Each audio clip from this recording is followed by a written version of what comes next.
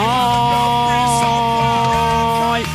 How is it going? Welcome. Sokera, how you doing? Nino, how you doing? Santino, how's it going? Akiwi, I think is how you say that. How you doing? Buckle, Florenum, how you doing? Ronson, welcome. I am doing pretty good.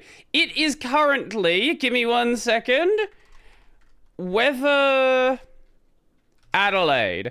It is currently 28 degrees Celsius, but it feels way hotter than that because it is really humid today. So I've got my air conditioner on. It's probably going to start raining in a bit, so hopefully, it is cooler at some point. That would be nice.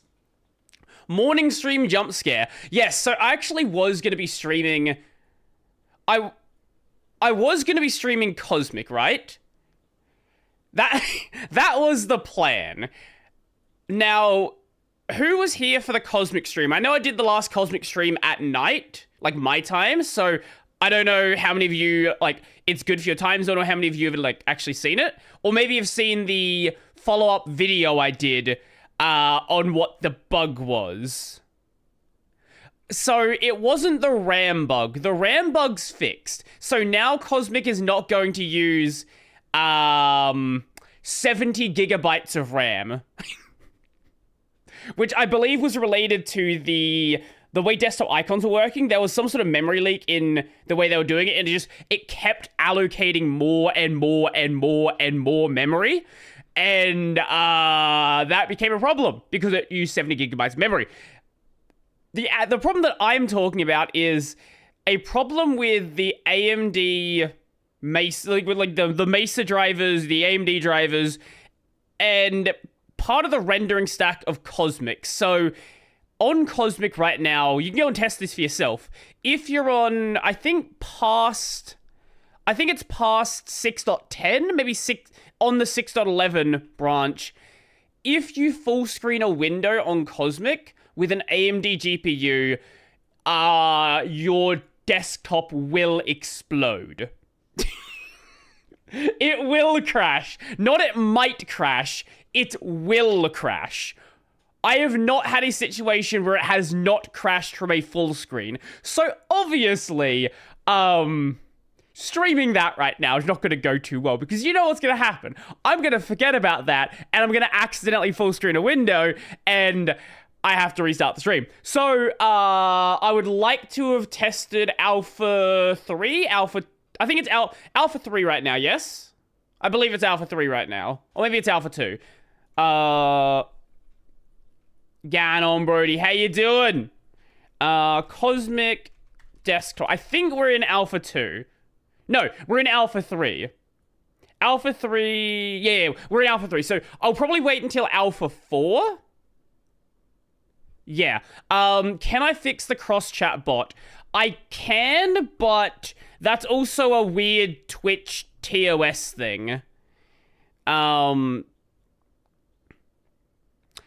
about the GIMP crash? Okay, that's a different bug. That's related to a screenshot where you can drag a a buggy screenshot into GIMP and it crashes. I believe they did fix the screenshotting tool. Also, for anyone who prefers to use the Twitch side of things, we are live over on Twitch as well. You can get to it from this link right here. We are also an affiliate over on Twitch, so if you would like to give me your Twitch Prime, feel free to give me your Twitch Prime. You don't have to give me the Prime. It's fine. But if you have one you're not using, you better use it. On someone.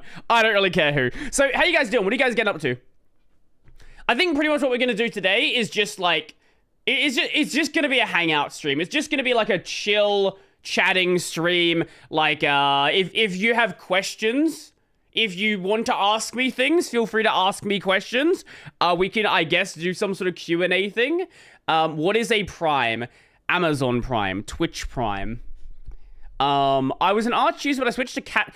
Okay, can you explain the whole CatchyOS thing to me? Because I've heard multiple people explain, like, tell me about CatchyOS. I've never used this thing, though. What is the value of CatchyOS? A blazingly fast and customizable Linux distribution, CatchyOS is designed to deliver lightning-fast speeds and stability, ensuring a smooth and enjoyable computing experience every time you use it. Whether you're a seasoned Linux user or just starting out, CatchyOS is the ideal choice for those looking for a powerful, customizable, and blazing fast operating system. It's just Arch with a graphic installer and custom repos. Right. Okay. What are the benefits? Let's learn the benefits of CatchyOS. Enhance your performance with optimized packages. Doesn't Arch do this now? I don't think that's anything special.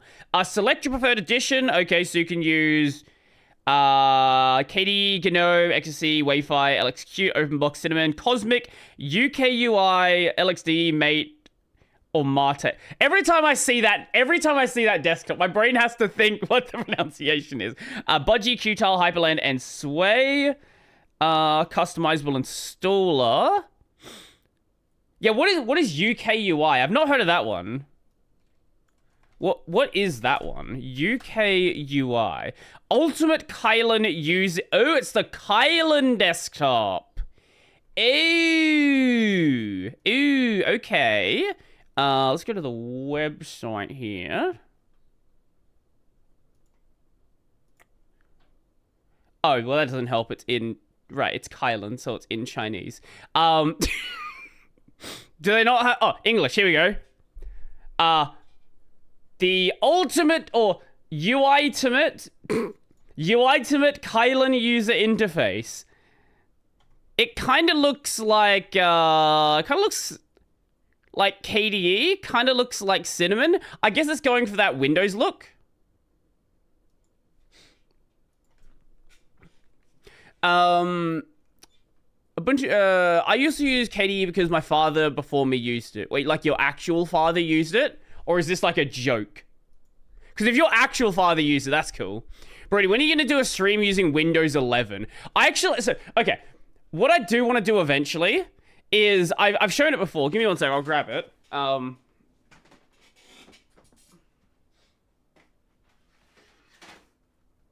We will eventually get around to doing the Chromebook streams. The marks you can see on are dust, because it's been sitting there long enough. We will eventually get around to doing this. What I want to do, though, and so you know how you have those videos of people doing the, I switched to Linux for a week, and this is my experience. I kind of want to do one where I swap to Chrome OS for a week, or swap to Chrome OS for a month, and just see how it goes. Because you can run Linux applications on Chrome OS. So I could effectively use it like a Linux box. I don't know, I'm kind of curious to see how that goes. I want to do that first, and then we're going to stick Linux on this thing. I need to just stop being lazy and actually get around to doing that video, though.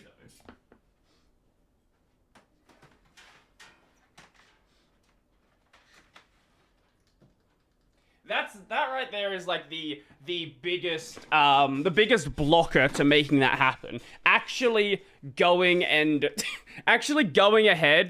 and doing the work to make it happen.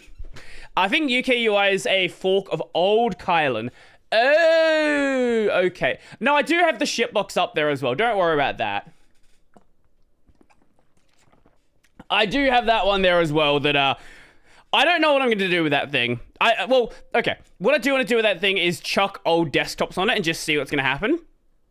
Is Chrome OS still based on Gen 2? I believe so. But, like, you can actually run Linux stuff, like, natively on Chrome OS. Like, they've got like a thing to, like, make it happen. It actually is Linux at its core. It's not like it's not something that is just like using Linux and then doing its own like whole separate thing. There is some like actual Linux to it as well. Thing is, I have KVM QEMU set up to use Windows VD for VR. I use WIVRM. Thank you for the biddies, 8bang. Very much appreciate it. Google is moving to Android. Yeah, I did hear about that. That feels really weird to me. So, where is it? Google may be about to reboot its laptop and tablet hardware again. This doesn't make any sense, right? Because it feels like you're just taking what you've already done with Chrome OS and then just kind of like throwing it away. Because Chrome OS, for all the memes of Chrome OS being garbage and like Chromebooks being garbage, Chrome OS is like, it's just a weird Linux system. And Android is a weirder Linux system, granted. But they've tried to do like proper computing Android like in the past, and it's never really stuck. I just found out System 76 shipped to Australia.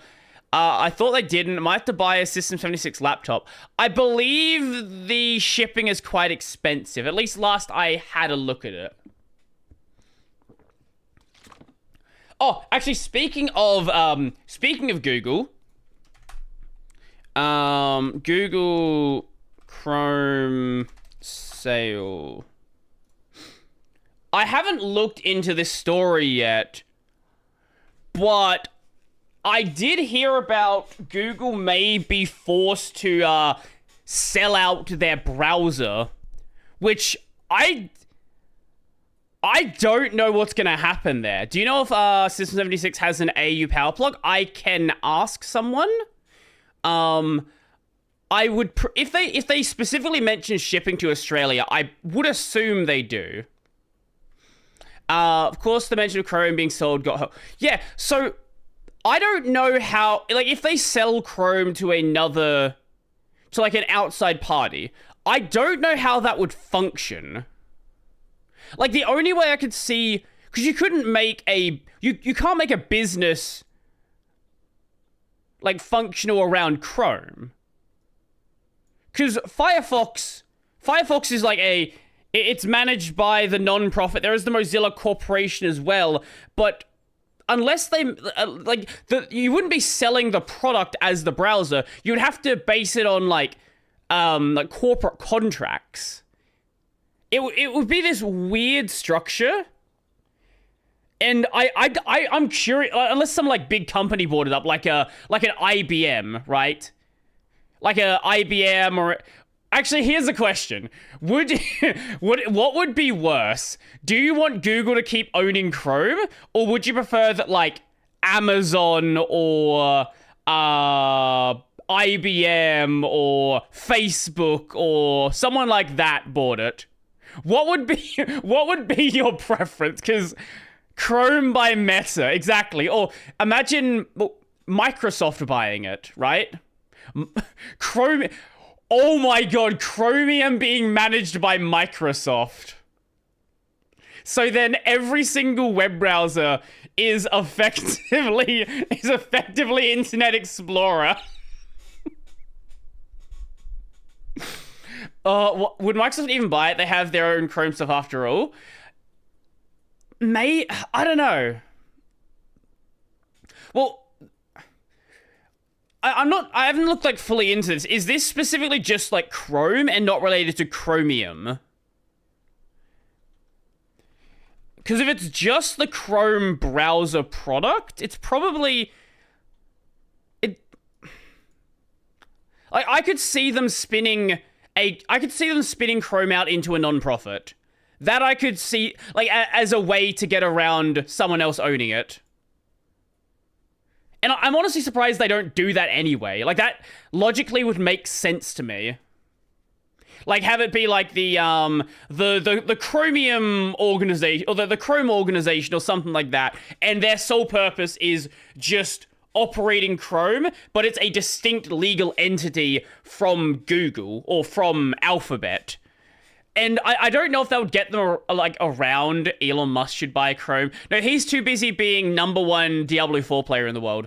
Mozilla takes over managing Chrome. Now that I think we can work with. Honestly, I don't know how to answer that since I'm not using either Chrome nor Google Search for 6 or 7 years. No, you know what you should be using? You should be using Netscape and AOL. I don't think it's Chromium that's in the sale. I think it's specifically the Chrome branding. How is the Chromium project actually managed? I actually don't know this. Not Chromium the chemical. Let's go to Wikipedia and find out. So it's developer is the Chromium project, but it's controlled by Google. So is the Chromium project a distinct legal entity, though? That is the question. The Chromium project.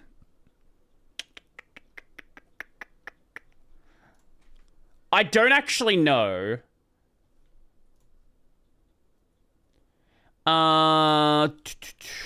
If anyone happens to know, I would be curious. Excluding Chromium is dumb. They still control. Exactly right. Like if they sold Chrome, like they still have Chromium, which is the core of all of it anyway. Or Apple buys Chrome. You know, holy shit. I just... Wait. This would actually be hilarious, right? Imagine Apple buys Chromium, and then they're just like, holy shit, this would actually be hilarious. Apple buys Chrome, they buy Chromium, and then they say, we are firing every single person that works on this project and makes it a fully open source community project, which effectively would mean that Firefox would be the only corporate developed browser which would have any ability to be a developed browser. Holy shit. And then they just kill off the entirety of Chromium. So it's then Safari on Apple devices and then Firefox on everything else. Oh, that would be hilarious. Imagine if Chrome got the cups treatment. I actually don't know the cup story. I'm actually not super aware of how cups, like, how that whole thing, like, is structured. Because I know there is, like, Apple Cups is different from Open Cups, I believe is what, like, the Linux project is called. And there's, like, the Cups Foundation or something. Oh, yeah, that's the other thing, right? How many of you know that basically all modern web browsing is based on a KDE project?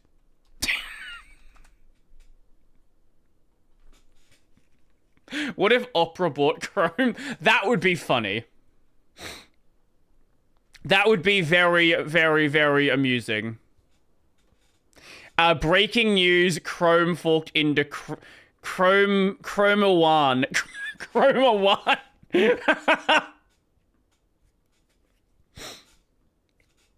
Oh, what? You don't know about the KHTML thing? Okay, so back in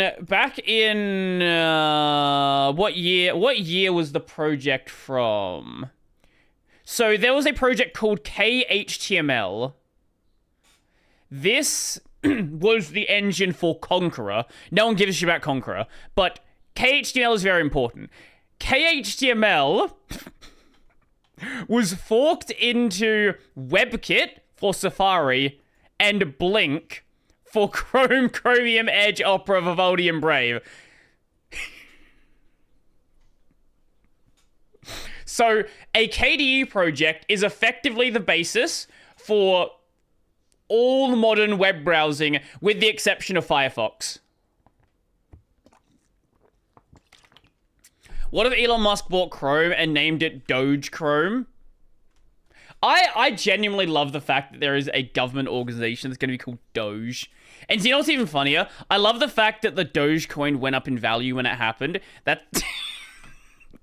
like, that is how... that is how just dumb the crypto market is. What if Firefox bought Ladybird and made Firefox better? Actually, did you hear about Andreas Kling being added to he tweeted about the web spec organization that I'm blanking on the name of, being invited as a guest. What the hell's the organization? There's like 3 of them that I'm blanking on. Where is it? Wait, I retweeted it, didn't I? Or did I like it? One of the two. Yes, W3C. Yeah, he joined W3C as an invited expert. Ladybird is being taken seriously as a web browser. Name it the X browser. And default to Twitter. No, it's not going to be the X browser. It's going to be the X app. He's talked before about wanting to make a mega app. Like, these are common in, especially in China, where you'll download one app and it has Uber, effectively. It has... Thank you for the follow. Appreciate it. It'll have, like, Uber. It'll have, like, your payment apps, your delivery apps. I guess that's also Uber. It'll have, like, plane tickets and train tickets and games and all this other stuff. And, like, that's the idea of, like, WeChat. Yeah. I'd like to hear a Brodie mega rap. Yeah, the WeChat model. Yeah, exactly. Yeah, this is very popular. This is like that model of like a mega app is really popular in China. Whereas in the West, you see a lot of these like individual apps doing their own thing. Like you have your Gmail and then your Uber and then your payment app and then your other thing. They might be made by the same company in some cases, but oftentimes they are their own distinct separate binary, their own distinct separate application. And I don't think either model's wrong. I know in the Linux world there's this idea of, you know, keep it simple, one app, one tool, one function, but like if one company's making all of the applications anyway, from like an architecture standpoint, I can understand why they would actually want to build it like that. Like it makes sense, and it makes like this is one of the reasons why mono repos are very popular, where you have all of your functionality in one repository. It makes it a lot easier to test. It makes it a lot easier to build. Like, I understand why you'd want to build it like that, even if in the in the Unix world there is the hey, do one thing, do it well. I have actually talked about the do one thing, do it well thing before, and a lot of people misunderstand like what that idea is. And the idea of the Unix philosophy is also not just necessarily one thing. Like the idea of the Unix philosophy, I made this video like 4 years ago. If you want a good starting place on Unix philosophy, honestly, the Wikipedia page isn't actually a bad place. Like the Unix philosophy is also more than one line. Like this is the do one thing, do it well is like only the first point from Doug McIlroy. But there's like these 3 other points here as well, which are also very important. And then there are these other ideas of, or other, I guess, summarizations of the Unix philosophy. And then there are these other concepts also described as Unix philosophy as well. It's not necessarily all like one thing. But it is really easy to say, hey, do one thing, do it well. It's this one simple quote that's easy to share around, right? Like it's even if it's not the most accurate explanation, like it does the job basically. If IBM bought Chrome and put it under Red Hat, it would be yes, that would be funny. Browser project is like 80% more complex than systemd. Video Chinese app design weird, but it works. Actually, not a bad idea. I don't hate that idea. I would definitely like to look more into the mega app idea.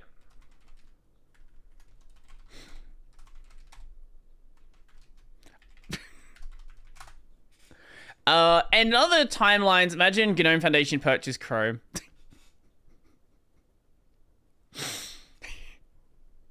I feel like...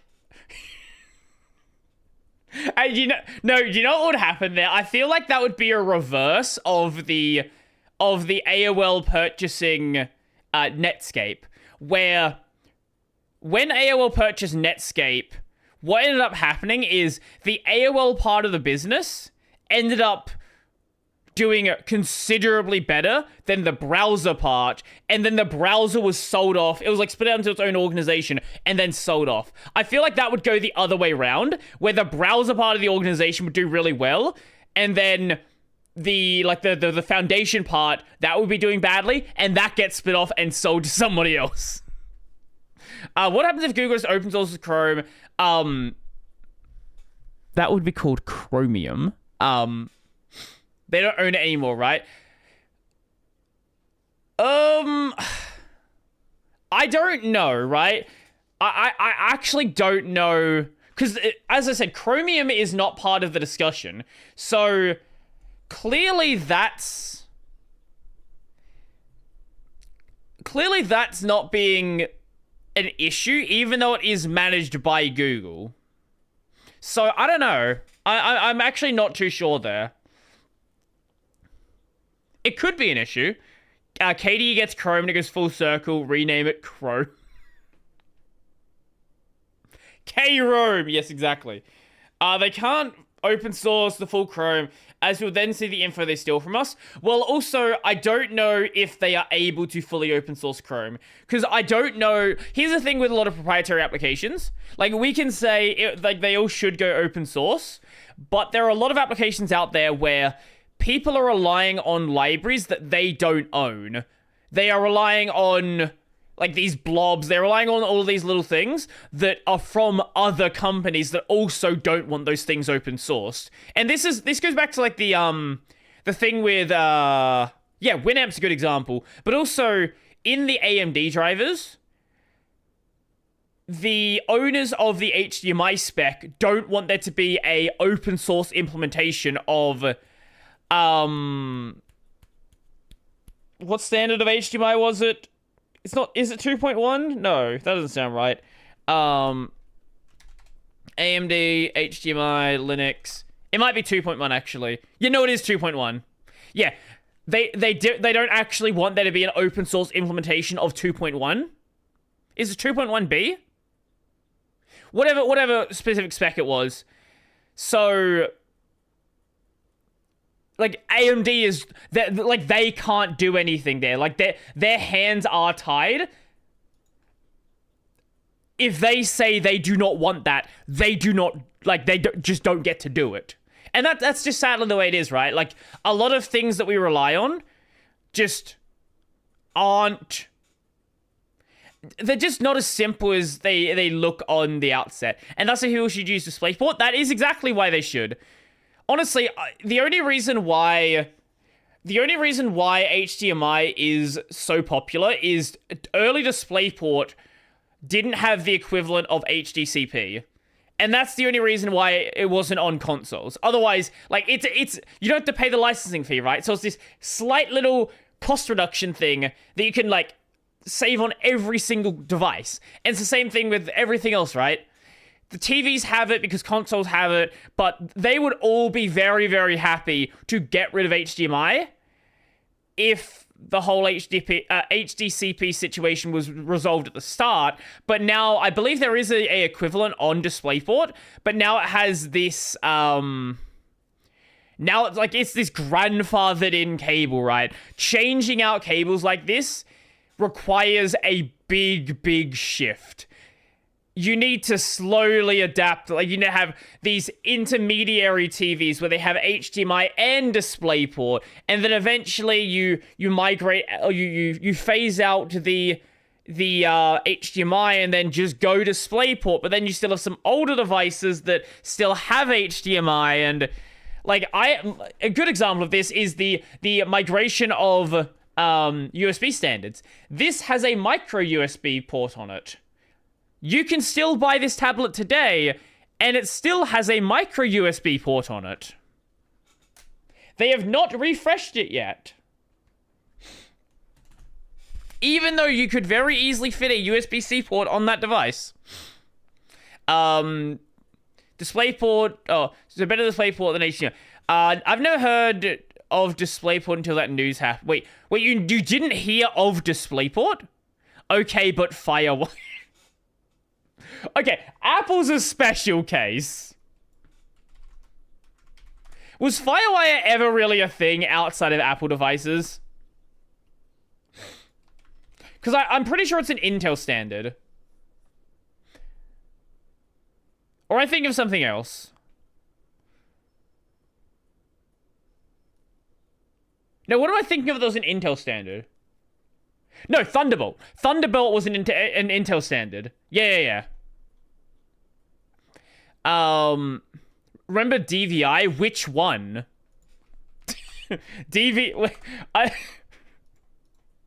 Where? I need to see the DVI chart. Yeah, here we go. Thank you for... Oh, hey, how's it going? Thank you for the $5. Thanks for showing my funny post in the Netscape video. Love your content. Keep up the work. No, very much appreciate it. Thank you for digging through a random website at 3 in the morning.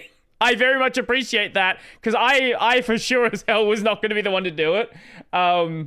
Anyway, to the DVI thing. Remember these days? We love DVI. What a stupid port. What a stupid port this was. DVI is stupid. Actually, here's a question. What is dumber? I'm going to show you this. USB-C chart. Where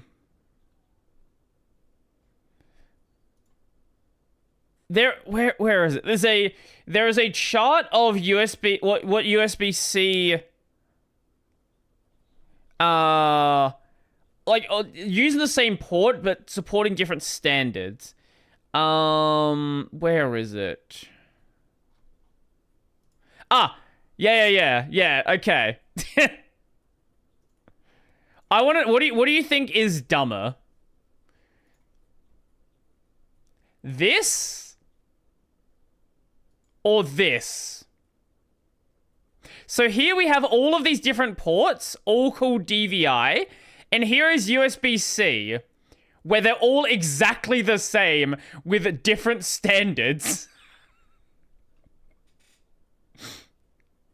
DVI, USB-C, DVI just barely. USB-C, DVI is better, DVI. Wow, it's actually surprisingly mixed. I did not think that was going to be as mixed. Hey, really love your content. Thank you. Very much appreciate it. PLN. What is PLN? PLN currency. That is... Oh, Polish. The Polish... I don't know how... Zloty. I don't know how to say that.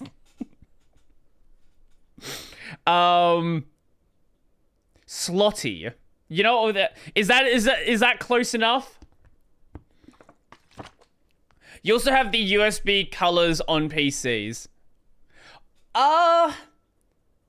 when they use the colors correctly, because there was a period where they just started using different colors to mean different things. And that was fun. That was very fun. I certainly love I love companies just making shit up as they go. We need RGB lighting to show what speed USB ports are running at. You just have a light that flickers the faster it's transferring. It's like a drive transfer light, but it's just always flickering. Show anime folder. What's even in it right now? I actually don't know. What do we have in here? I have Rising Impact, an episode of Amagami-san, and the fishing anime that's airing this season. I can see Razor doing that. Oh no. Oh no. We love Razor. We love Razor. Razor is... Actually, here's a question. What do you guys... What do you guys actually rely on for, like, PC peripherals? Because I am... As you've probably been able to tell from my... this mouse here... This mouse here... And this keyboard... I am very much a Logitech shill. I have been a Logitech shill for a very long time. I mean, there's already RGB network switches. I know there's RGB, like, you know, router modem combos. Like a gaming modem. Give me a sec. Like, you know, you got this thing's so stupid. Like, you got things like this. Like, you got this gaming modem, this RGB router modem combo thingy. Logitech and Wayland Shill. Razer. Wow, we have a lot of Razer enjoyers here. Wow. I use Red Dragon? Is that a spider? I don't know what this is. That's a dead spider. Actually, how is the Razer configuration on Linux nowadays? Because for my devices, I can just use this when it decides to load. Why is it that small? I don't know what you can configure Razer devices with. SteelSeries? That's cool. I haven't used SteelSeries in a while. I used to have a SteelSeries mousepad. Open Razer. How is the support for... It's just not going to open right now, is it? Piper. Oh, there we go. Why didn't it open? Yeah. That's my keyboard. This is the mouse. This is what I use to configure my mouse. I don't really configure it much. Like, most of this is just default. Pretty much all I do is change the DPI. If Truck-kun Isekai me, I don't want to be a gaming router. I was reincarnated as a gaming modem. No, RGB, network switch. Oh my god, it might actually exist. Oh my god, it might actually exist. No, it actually... No way!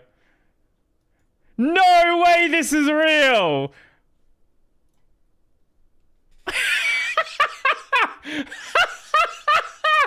Oh my god, it is real! I thought that was a joke. So apparently D-Link makes RGB switches. I wish Piper supported my Logitech GPX2 Superlight. RGB Cisco switch when? What is this? GPX Superlight. What? Oh, is this... Okay, this uses the same shell as a, what is it? A G305. It's just a stripped down shell. That's cool. There's... No, there's not. Shut up. Shut up. There are not rack-mounted RGB switches.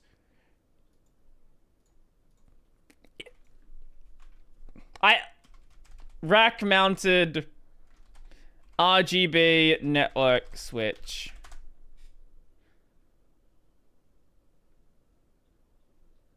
If you can find me one, there are RGB cables. If you can find me an RGB switch, I will show it.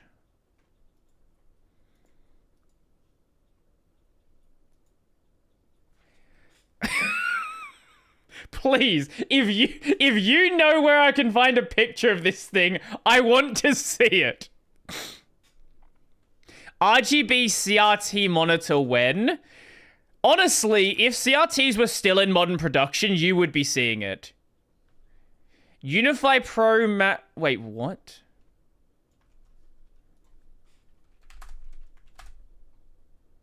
Okay, this is just a normal... That's just a normal switch. Wait, oh my god.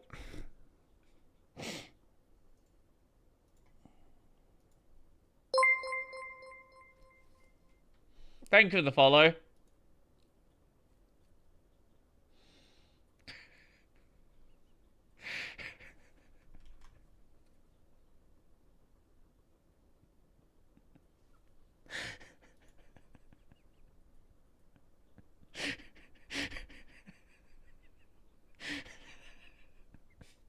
At least this has... Okay, you know what?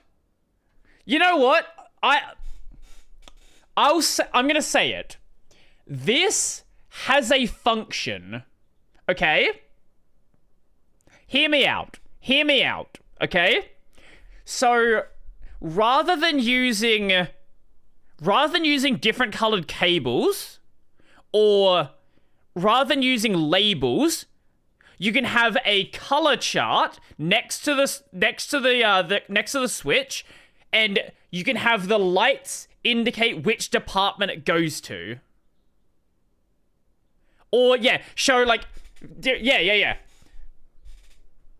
Okay, this is stupid. However, I think I can bullshit my way to a reason why that's cool.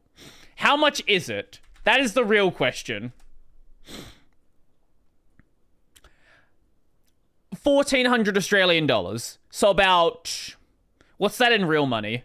1,400 AUD to USD. About 900 US dollars.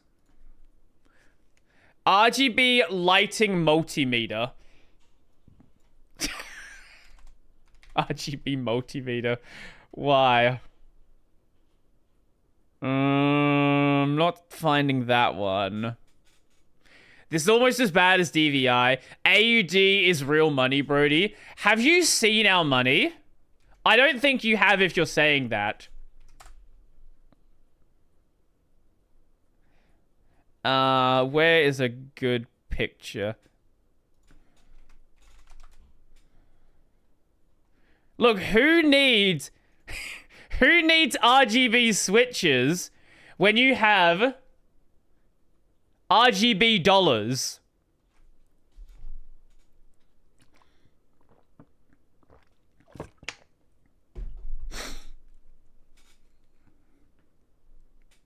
Our money's actually really cool.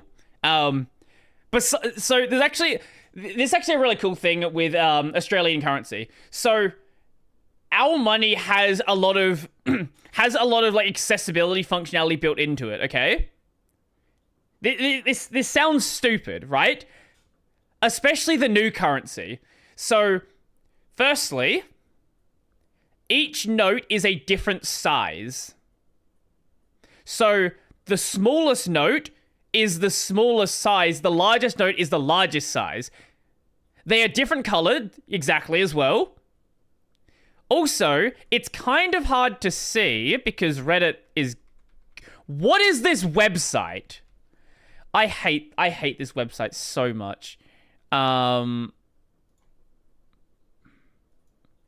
Jesus Christ. Can I just like look at the image?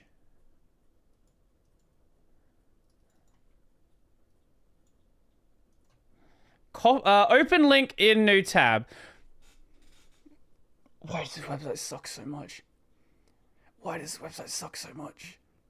Oh my god, it's so stupid. Yeah, I forgot to install the thing. Okay, save image. Here we go. I'm gonna save the image. I'm gonna open on a file manager because this fucking website's made by a moron. Okay. So, if you notice, it's kind of hard to see, but this has a little dot here. This has 2 dots. This has 3 dots. This has 4 dots, and that has 5 dots. And those dots aren't like printed dots. They're actually indents in the note. So even if you can't read, like you can't like read, you can't see, you can't like tell the colors, you can't feel the size, you can feel the number of dots, and the number of dots indicate the size of the like value of the note. I DM'd you, install it now or I ban everyone in the chat. Who are these people? Various, that's the now dead queen. I don't know who the rest of them are though.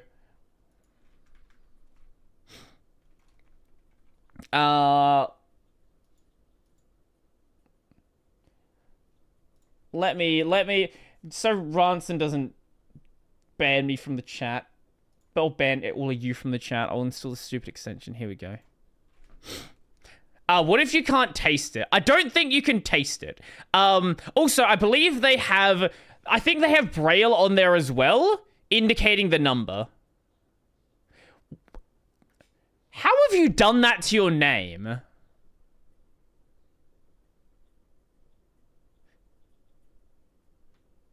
What even are those symbols?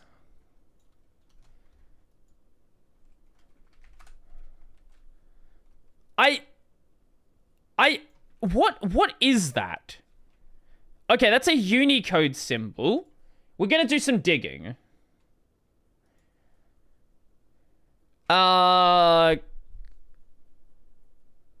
Cuneiform sign Lugal opposing Lugal. Left to right. Where does it come from, though? Is it Sumerian? Oh. Okay, okay. Oh, wait, here it is. Sumerio-Akkadian. Oh, these are cool. What? I'm sure every single web developer, even I love that even the Unicode website can't properly render this without breaking their format. I'm sure every web developer loves this symbol. What if I post it in chat? What's it gonna do? Surprisingly doesn't break anything. This feels like a writing style that is going to break most websites. Yo, Kylo, how's it going? My font doesn't work for it. You probably don't have an... you probably just are missing a font. I don't know why I had a font that works for it anyway. Maybe Firefox installs something for it? I actually don't know. Oh, okay, yeah, you did notice that. Give me 1 second, just because someone... Oh yeah, install Nodo fonts. They probably have Sumerian fonts in there. Since people keep noticing it, here you go. I'll put free ren there. There we go.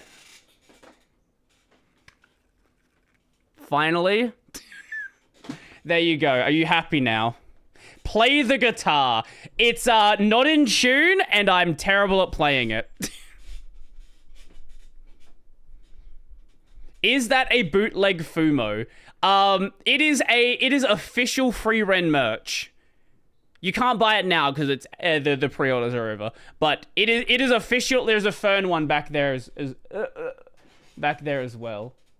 You know, I'll grab the Fern one as well. Why not? you go.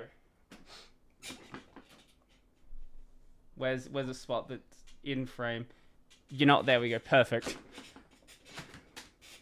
Hello. How's it going? They didn't make one. That would have been cool though. But the real question is, does Brodie have bocce fumo? No, I don't. These are the only ones I have, sadly. Play the guitar anyway. I haven't played in like 4, maybe 6 months. What am I? That's not what I meant to click. I have not played in a long time. I was gonna like properly learn, and then I got lazy. FOSS. Is that a thing? Has anyone made one? No. Okay, here's a task for someone in chat. Go make FOSS. Do it. DistroWatch my beloved. We have a MugOS, exactly. Make it happen, but not FOSS, exactly. Someone should make someone should. Hello, fellow Hyperlander users. I will make GNOME. Just GNOME? Just GNOME. Nothing special about it, just GNOME. Okay, sure. We need TempleOS 2. We need TempleOS with what do we need? We need TempleOS. We need gaming TempleOS. RGB TempleOS. I use Mint. I thought. Wait, why do you keep talking about CatchyOS then? TempleOS with Hyperland. Make it happen! Where are my fellow Red Star OS users at? Probably watched by the government. TempleOS 2 with GTA 6 support. No other games, just GTA 6. When do we get to see Brodie get on RGB lighting boat? Get on an RG... I assume that's a thing. There are, like, RGB cars have always been a thing. RGB boat. That is horrendous. That is disgusting. I hate this so much. And I'm sure the fish hate it as well. Jesus Christ. Why would you do this?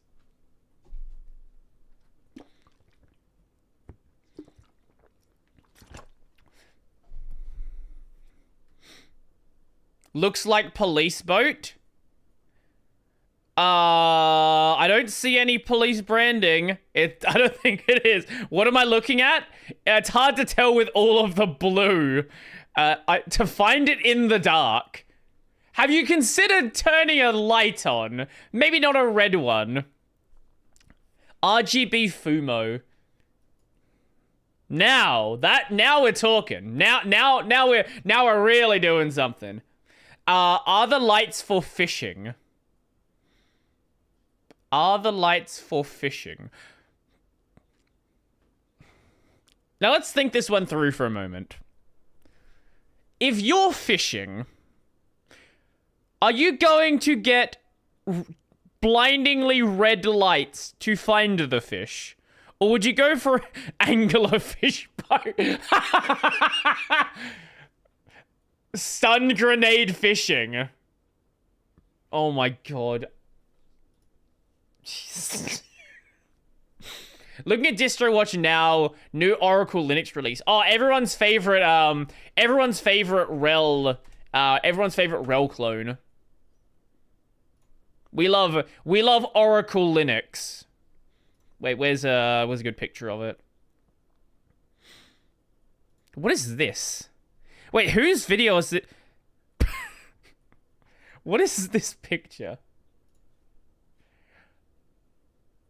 Random AI generated tux. It kind of looks like a heart. Oh, actually, speaking of AI generation, did you see Phoronix recently? Was it this one? There was an article Phoronix put out recently that had an AI generated picture on it. Where is it? Oh, they've done it more than once now. This is... Where was the last... Where was it? Pregnant ducks. I can't find the article they put out, but like a week or so ago, they started using AI generated art for stuff, and I saw some people on Fediverse complaining about it.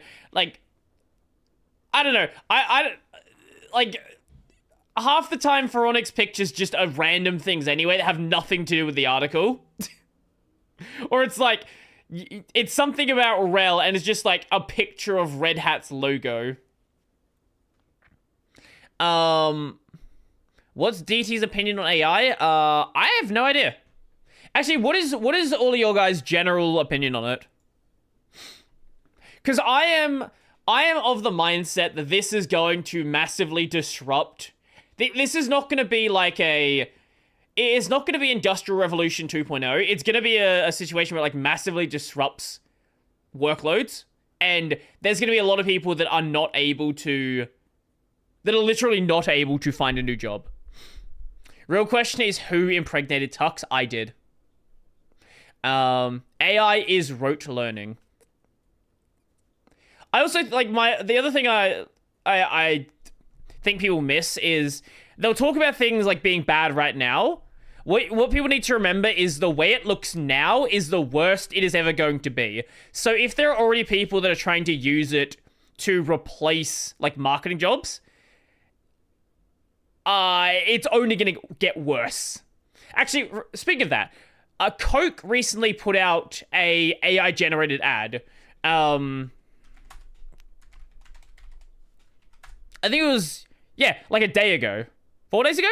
4 days ago. Yeah, 4 days ago they put out a fully AI-generated ad for their new Christmas ad.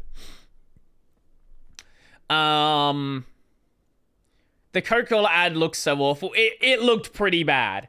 It did look pretty bad. Here's the question, though. What is worse? The new Jaguar ad or the Coca-Cola AI ad? That's the real question.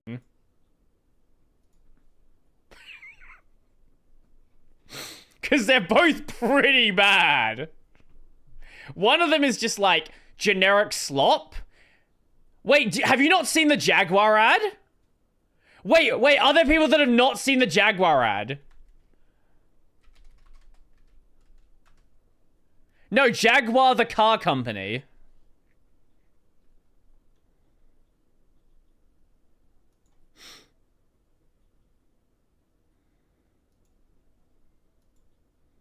Is this the ad?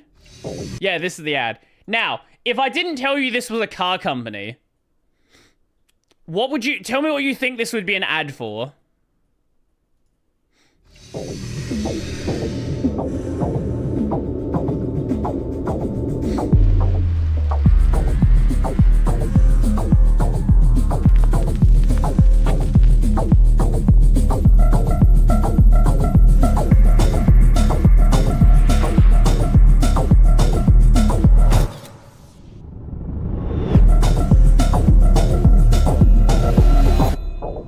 And that's their new logo. Drugs? Actually, you're not an Apple ad. You know what? You're actually onto something there. You are actually onto something. Where are the cars? Fashion. Yeah, I think you could easily say fashion, a vape ad, a perfume ad, an Apple ad, drugs.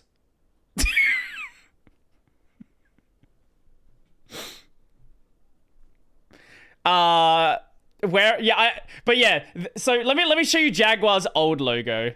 Just for anyone who's not aware of Jaguar's old logo. Jaguar logo. Here we go. Here's a side-by-side comparison.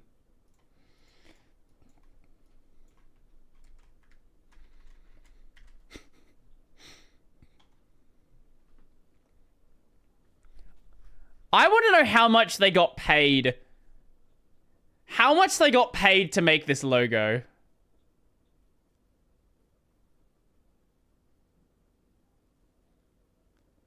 I love it. If this was a logo for like a high fashion brand or like a perfume brand or something like that, I think it'd be great.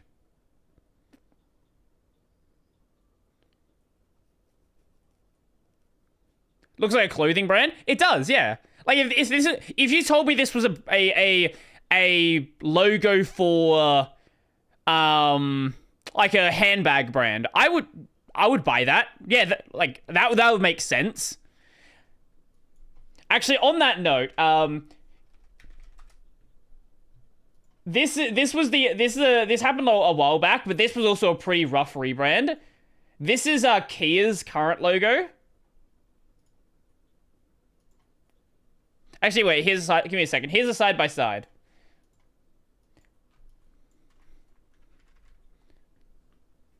It looks like KN. So when Kia did this rebrand, there was a sudden spike in searches for KN car.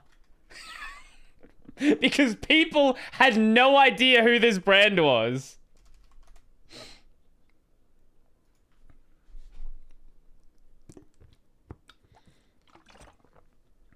They still are running this logo. Well, the thing with Jaguar, right?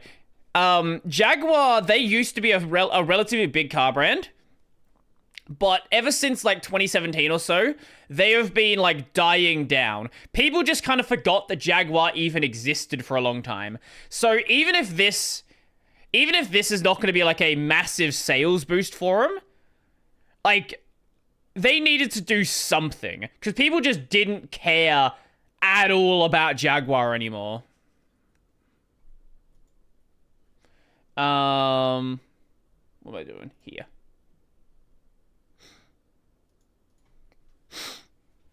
They're going the way of AOL. We like. I heard that. I hear they're switching to EV. I think the only. Yo, Venny, how's it going? I think the only one of the like major car companies that hasn't like started going down the EV route is Toyota. Like Ford, Chevy, even like some of the luxury brands like Porsche and stuff like that, like Ferrari, they're all doing electric or partially electric cars. Toyota's the only one that hasn't really jumped onto that and is Toyota's focusing on hybrids. Toyota's still keen on hydrogen. Hydrogen wouldn't be bad. The only problem with it is there's no fucking hydrogen infrastructure. That's the issue with hydrogen cars. Like that, I don't see any reason why they couldn't work. It's just, how do you fuel a hydrogen car? Like in Australia, there's like, I think Melbourne has like 3 or 4 fueling stations for them. Brodie, thoughts on EVs? As just like an engineering marvel, I think they're really cool. I do think we have issues with range is still an issue. Pricing is still an issue. Battery prices especially are still an issue, right? Like if you buy like a 15-year-old ICE car, right? A 15-year-old Toyota Camry, I don't know. Like the range on that is going to be as good as it was when it was new. But a 15-year-old EV, like you start getting into like battery durability issues, and then replacing batteries is really expensive. So I don't know. I don't know what like the ultimate goal is going to be here. If everyone wants to EV infrastructure, wouldn't be able to... Well, yeah, there's also that. There's also the fact that we just don't have the grid infrastructure right now if everyone wants to suddenly do it. Thank you for the tip. Appreciate it. Why is it not showing up here? That's stupid. Let's reload that. What? Stream elements. Show me the thing. Play guitar now. Okay, you know what? I will play. I will play a single string. Okay. This is all you get. This is you get. That's really out of tune. Okay, put that back down. I don't know if you can even hear that on the mic. Nice guitar. It was very cheap. Why are we out of focus? Focus, damn it!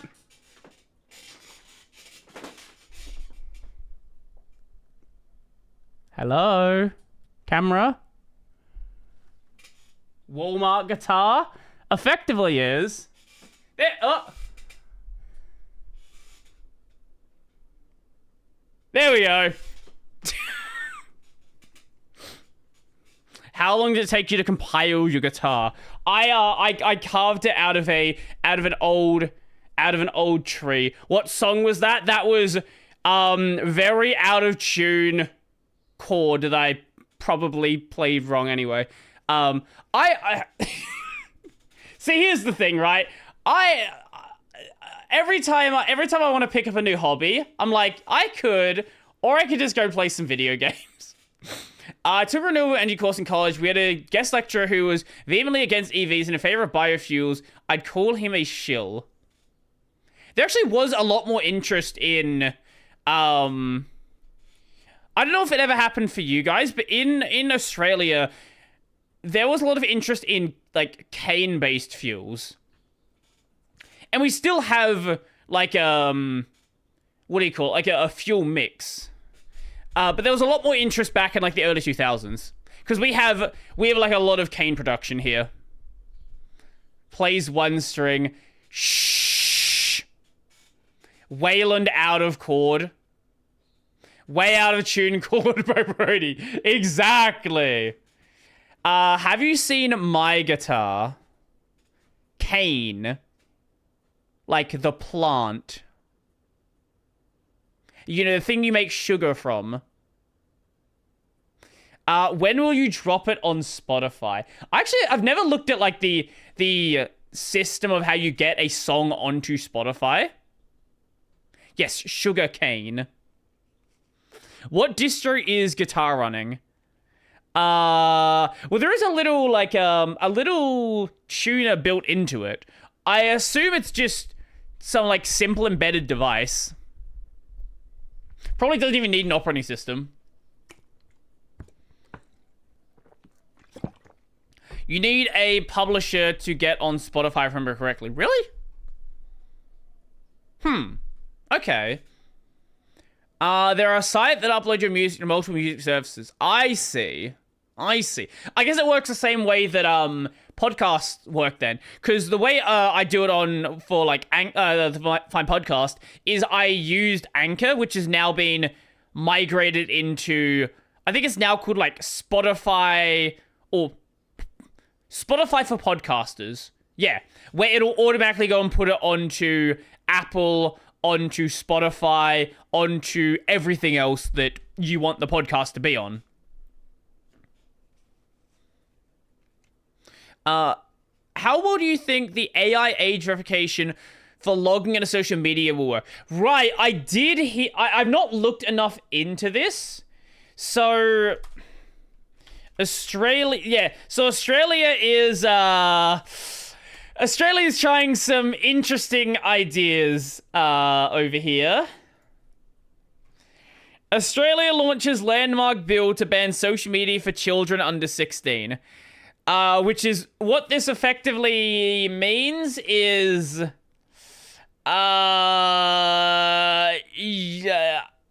ID to use social media. Which will be interesting. Apparently YouTube is exempt. But I don't know if this is going to happen. I don't know if this is going to go through. I don't know if this is actually going to work in the first place.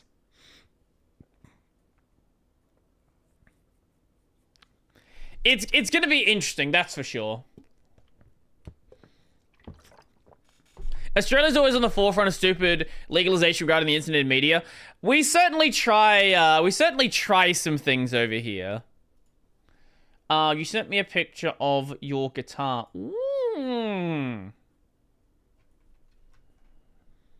Wait, why did that not load? Where did that load? There it is. Here is a picture of Vaxbury's guitar that he just sent me. There you go. You learn something new every day. Kids will find a way around it. They absolutely will. They absolutely will. Well, in China, where they have a limitation of, is it an hour or 2 hours or something every night? I feel like it's an hour every night that you can play video games. What is for like people under the age of 18? China video game restrictions. Minors are limited to playing online games no more than 1 hour per day on weekdays and 2 hours on weekends. Yeah. But even then, people are getting around it in China. And if people are getting around it in China, without a doubt, people are going to get around it here. So in Australia, we have... We sometimes like to do, like, piracy site bans and various other things. And do you know how we ban... how do they control that? ID verification. That's how. Do you know how we ban sites in Australia? Because it's in the laziest possible way.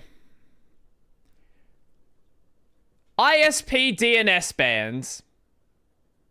That is all. So all you do is just change to a different DNS. And nothing's banned.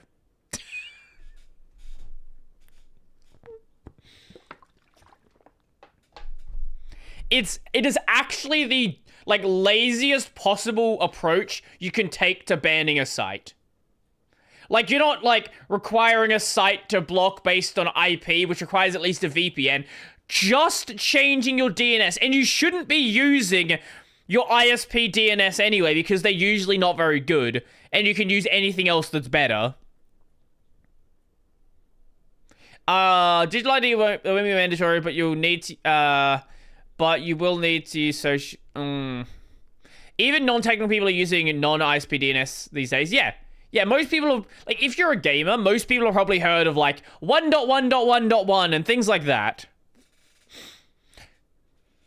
Do any ISPs default to Cloudflare? I would assume some of them probably do. Not in Australia... at least none of the major ones in Australia.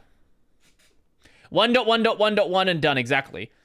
I'm enjoying using Pi-hole as a recursive DNS server. I would like to look into more networking stuff. Networking is one of those areas that I've just never really... I've never really delved deeply into. I did an introductory networking course at university. I've done, I know, enough about my basics to, set personal things up. But besides that, I don't know why. I guess networking is just not something that's ever, really interested me. Networking is the thing that I don't want to ever touch. That's how I've generally felt about it as well. Almost as bad as the porn bill in the UK, where they wanted age verification to visit Pornhub. The same thing happened in Texas. And it worked. Except not really, because what happened is there was a sudden spike in VPN sales as soon as that came into place. So, you know, it works super well. Texas, that explains everything. But they actually put effort into banning it. It wasn't just a DNS ban, it actually was a IP ban. So if you're in Texas, you couldn't access the content. We don't even do that. We are so late. The thing is, the government will say to the ISPs, you have to do something, but they won't actually say, how to do it. Pornhub's a thing, One of the things, there's a number of US states at this point. Is it? I thought it was only Texas. What other states also ban it?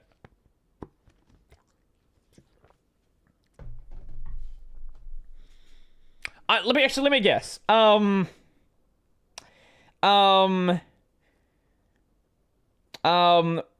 Let's see. Arizona, Florida. North Carolina. Okay. Louisiana, I think, but I'm not sure. Utah, probably. Okay, it seems like nobody actually knows. Let's find out. USA Pornhub bans.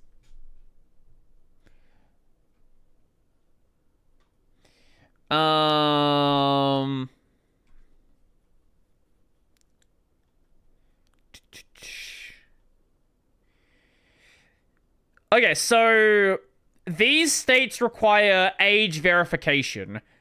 Alabama, Arkansas, Florida, Georgia, Idaho, Indiana, Kansas, Louisiana, Mississippi, Montana, Nebraska, North Carolina, Oklahoma, Texas, Utah, and Virginia.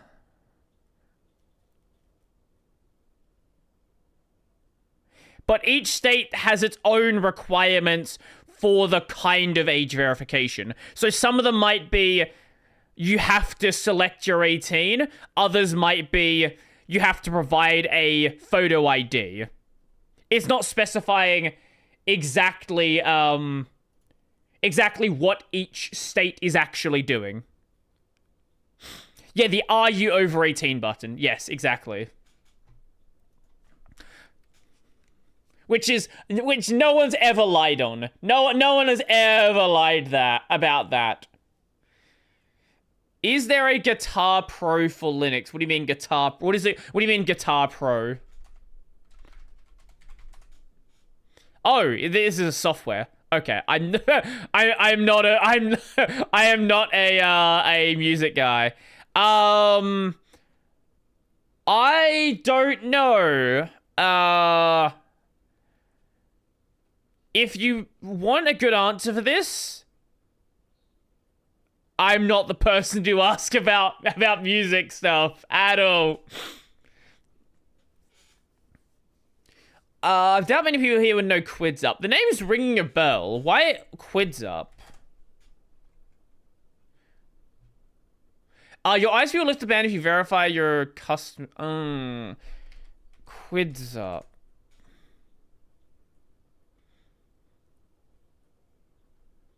Oh, I have heard this name. A lot of kids are over 18 in dog years. Well, a lot of Steam users are also 100 years old. I still don't understand the way that Steam is structured, right? The fact that you have to, like, you're logged into your account, and you have to be like, I'm over 18 to view this content. You know I'm over 18. You have my age because I'm logged into my Steam account. Use the age on my account.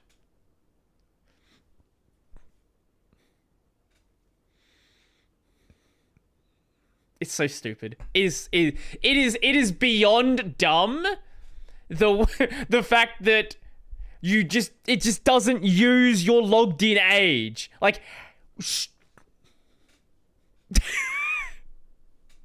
I'm turning 25 on Steam.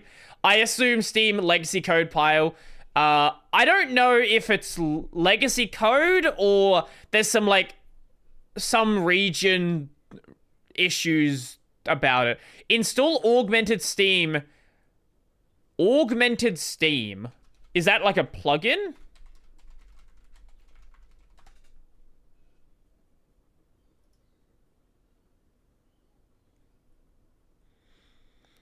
I usually access Steam from like the actual Steam client. Uploading ID to a website always feels sketchy and will always be. Oh, it always will be. Yeah. Hey, just wait until they can tell your age from your typing style. AI verification of typing form.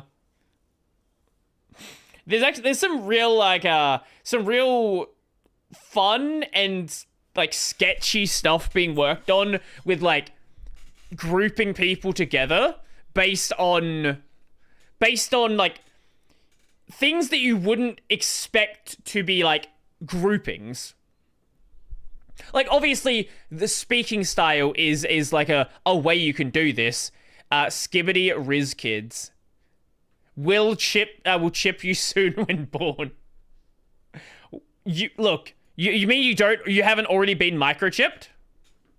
Man, I got my third microchip today. I type like a millennial. I type like this. My typing is not great. Like I have a horrible typing form. And I make a lot of mistakes. Riz the readme XX Rizmaster XX. So I actually had a name that was like that back in the very what's your words per second? You know what? We'll find out right now. Let's go to monkey type.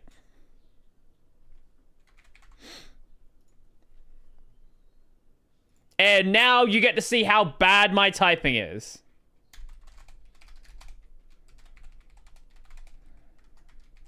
Already made a mistake.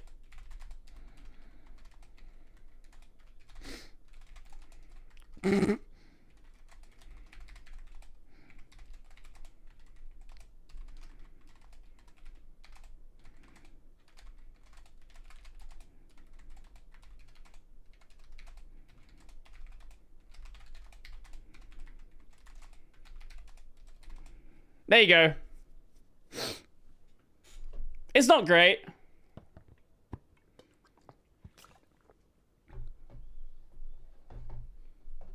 Switch to Dvorak. Yeah, then I'll be typing like 3 words per minute. 66 isn't bad. It's not bad. It's not bad, but like I'm only typing properly with one hand, and even then it's not great. Like my right hand, and do you want to know why? Actually, we'll do it again. I'll try not to make any mistakes. No, a new test.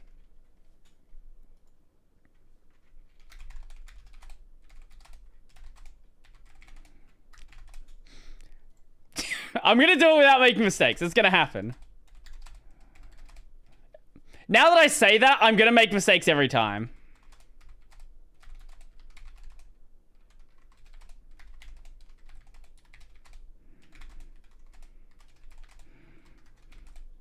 Happened again. Whatever. This is as good as we're gonna get today.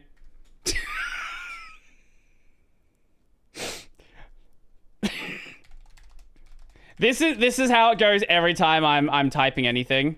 Like, this is not just because I'm on stream.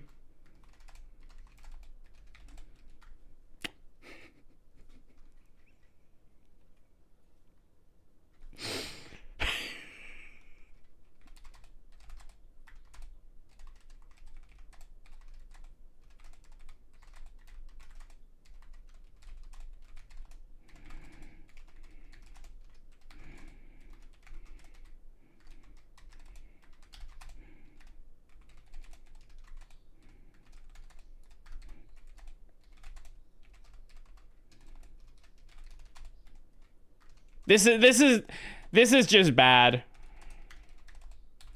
Yeah, that my typing bounces somewhere in that range. It's never consistent. Dvorak is outdated. Switch to Colmac. Mod DH instead. Bonus point for split. Linear column staggered queue. You're not saying words. None of that is real. What does any of that mean? I know what QMK is. That's like a firmware. I know. Yeah, as I said, my typing is a mess. Switch language to Shakespearean English. Oh god. Keyboard layout wars is the most geek shit ever. Yeah, everyone should use the ADM3A layout. For anyone who doesn't know the ADM3A, That is this one here, which had a numpad on the left-hand side. This is the ADM3A. It's mostly QWERTY. Mostly.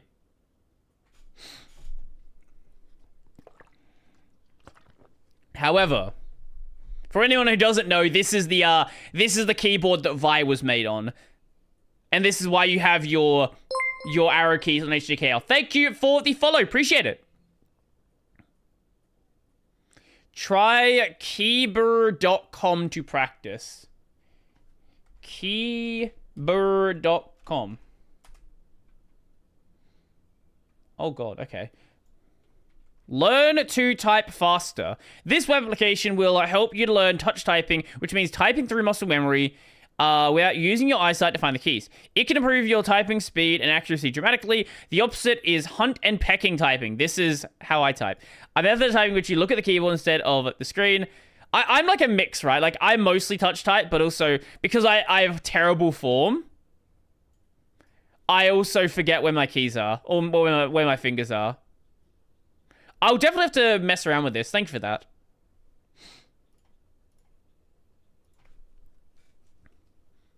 Wait, there's a tutorial for blind typing? Apparently so. Rub. Yes, this has the greatest key ever, the rub key. I don't know what the rub key does. Or the here is key.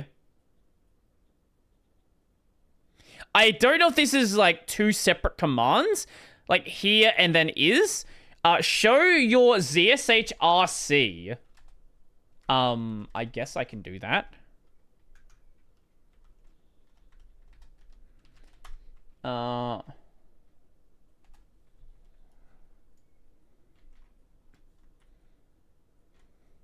Here you go. It's nothing special in here. It's pretty much just like a standard ZSHRC. Show your Vim config. Oh, my NVim config. My NVim config is such a mess. I need to like redo it at some point and like put it into Lua. There are a lot of apps dedicated to learning touch typing. It's a bit of a mixed bag though, especially if you don't use QWERTY. Show your OBS setup. I don't know if I can do that without breaking anything. We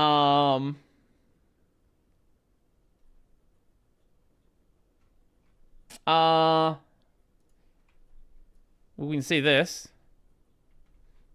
So this is how it all works behind the scenes. We have these scenes over here. So if I click this one, takes us over here. Click this one, takes us over here. We're also using my game setup. I don't have a dedicated layout for. Well, I do, but I just haven't updated it for a while. I have separate channels in here for game, using a Discord, which I don't use half the time. I have this random picture of Ren here from, oh, it's also connected to my voice. This was from a collab. I don't know why it's connected to my voice, though. We have some game capture stuff in here. We have my desktop, so I can hide that. Console capture, which is not connected to anything right now. I can hide my webcam. Oh, I also have I forgot I had the backseating text there still. No one's mentioned that today. It's been a while. Usually people mention that when I have it up there. Because they're like, what are we backseating? Because it's from my gaming layout. Show us your knees. Knee. There you go. Are you happy? We have knees.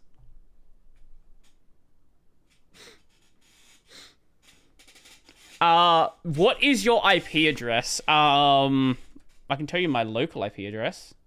192.168.68.59.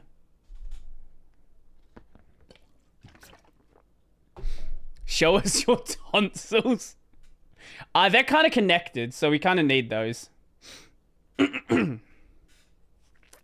IPv6. I don't actually know. I could show us your credit card. No.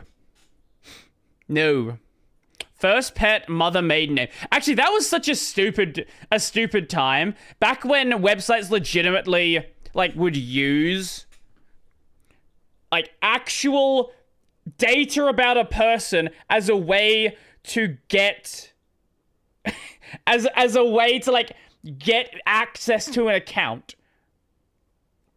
That was like the fact that was ever thought of as a good idea. And you know what? I don't know if any of you have done a Windows installation in a while. It's still part of the Windows installation. What street do you remember growing up? Actually, I've showed it before. I can show you.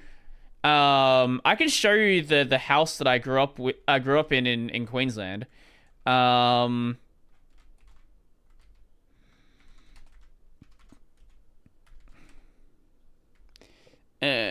me find it.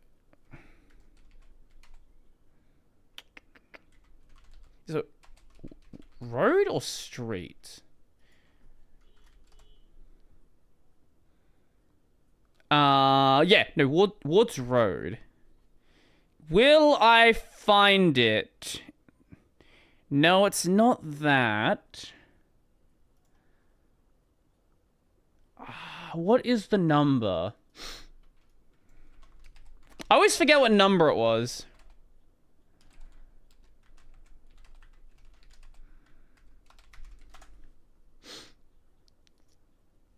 As soon as I see a picture of the house, I will find it though. Wait, there it is. There it is.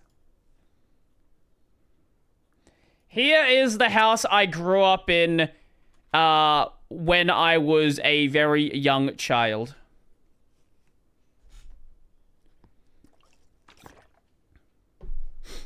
Brodie Robertson. Yeah, I don't live in this house anymore. I haven't lived here for like 20 years. So, yeah. Do you know what the tip of the elbow is called? No. What? What is the tip of the elbow? Wait, I'll show you these. Oh yeah. Also, these pictures are 13 years old, so I don't even know if they're current anymore. This shed was put up by my dad. It has fallen apart by now. Is it elevated to keep the crocs out? So, do they show? Yeah, here we go. So it's actually on like a hill that's like this. So down the bottom here, there's like a lake. I don't know if there was... I don't think there was ever any crocodiles in there. That house looks like a shack. Well, it basically is. Here you go. Here is peak rural Queensland housing. This is a house that was built in like the 60s.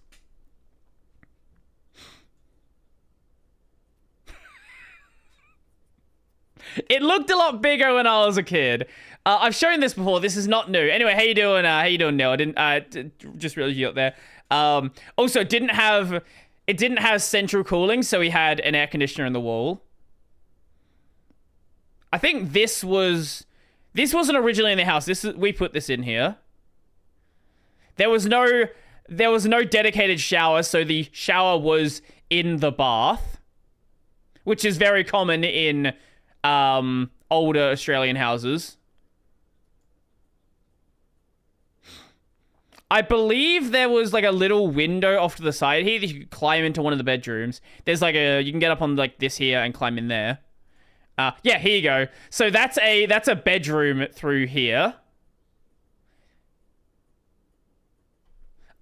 Separate showers common anywhere. Nowadays, a lot of places are built without a bath. They're just built with a shower. Yeah, so through this hole in the wall was my sister's bedroom. This door here led to my bedroom. I wonder if they're going to show it. I think that's the master bedroom. These pictures are awful. And as you might expect, spiders lived under this property.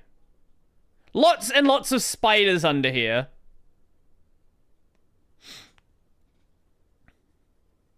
I would know because I've gone under there before, and yeah, it's not. Don't do that. Do not do that. Redbacks are the worst. Any pet spiders? We get pet snakes. And here's just a random picture of the shed. Welcome to rural Queensland. I think we're like 30 minutes from the nearest town. My school had 60 students. Across 7 grades. Where's the computer where little Brodie learned his Linux? I didn't actually have a home computer until I think like 2006, 2007 when I moved back to South Australia.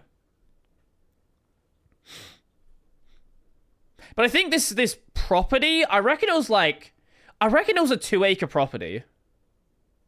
It was like 1.5, 2 acres, something like that. It was a pretty big property. I don't know what it would be worth nowadays. I reckon like Glenwood's gotten a lot nicer since I left. It's probably like I reckon it's probably like a $700,000 property now. Yeah, I was born in South Australia. We moved to Queensland. I think for like, I reckon like 6, 7, 8 years, something like that, and then came back to South Australia after that. That was when we got an internet connection for the first time, because you could get an internet connection out at this property, but you were getting satellite. That's all you're getting. Maybe you could get dial-up, maybe. But like, it wasn't gonna. It was gonna be rough out there. 60 students is too many, so we had 3 classes. We had the grade 1, 2, 3 class, the grade 4, 5 class, and the grade 6, 7 class. Those were all of the classes.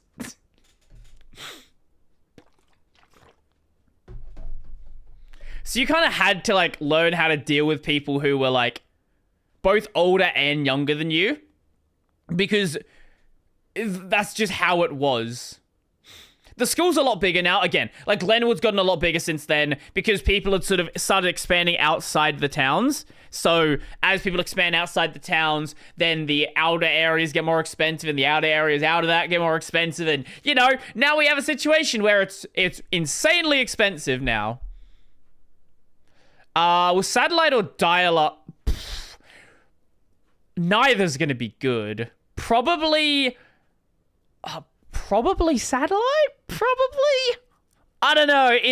It would be tough. It'd be really tough to answer that question. There was a picker's shack in Renmark. There was 400 What are you saying? 400 a week rent for a shack in Renmark. Jesus Christ.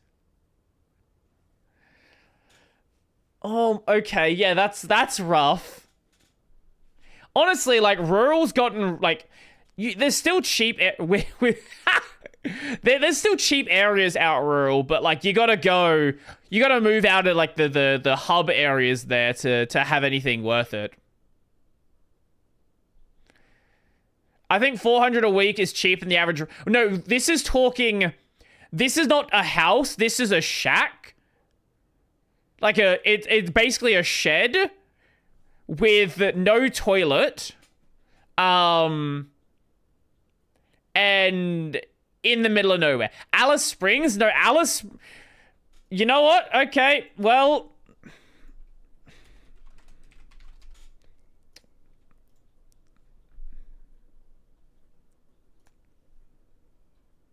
I'm gonna do some property searching.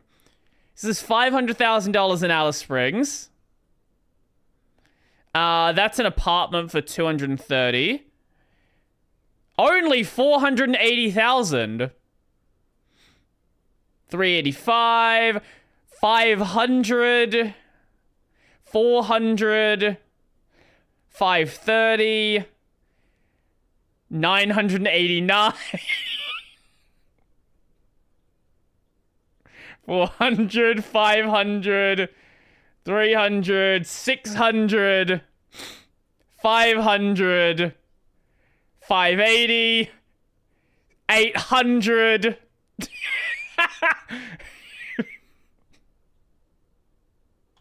Yeah.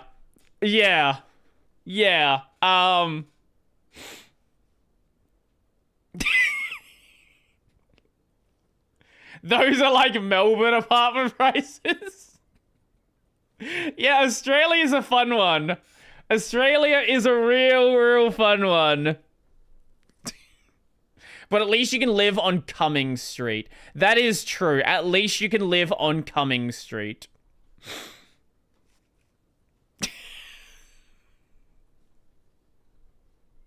There are cheap areas in Australia still, but you've like really got to go outside of any of the hub areas. What's your favorite flag out of the 2015, 2016 flag referendums in New... Oh, I did hear about the, I did hear about that one. Yeah. There was like a really good option. No, this was the best one. Yeah. This was the best one. This should have been the flag of New Zealand. I completely forgot about the flag referendum they did 8 years ago. There were some legitimately good options as well. But like that was a fun one. That was a real fun one. I want to sleep. Can you read me a penguin bedtime story? You know what? Let's look up Linux poem. Post your best Linux poems. Once upon a time, in a land far away, I grew sick of Windows and the minigames it played. I was fed up with bugs, crashes and freezes, and the endless pop-ups that gave me diseases. So I made the switch to Linux. Oh, what a relief. No more blue screens, no more endless grief. My computer runs smooth like a well-oiled machine, but I never have to worry about malware or...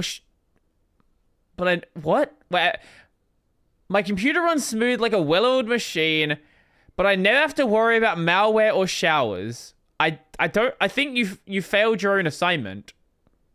System D blue screens? Yeah, actually that reminds me. Linux what is the system called? What? DRM blue, yeah.